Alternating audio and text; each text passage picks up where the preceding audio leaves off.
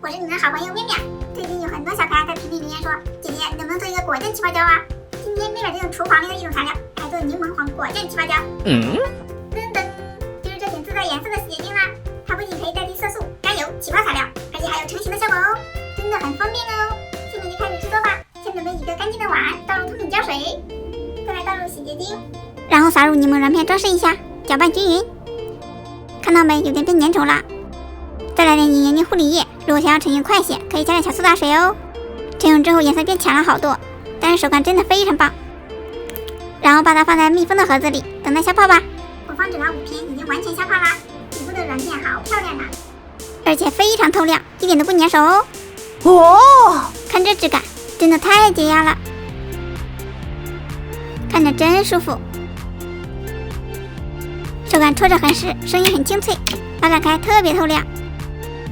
现在来看看它的起泡效果怎么样吧，居然还有金属光感哦，好好看啊！爱了，关键是声音非常炸耳。现在是我起到2分多钟的状态，都变成白色了，摩擦大了4-5倍呢，手感超级软绵，小碗泡都还有2倍大呢。喜欢的小可爱记得点赞关注哟，拜拜。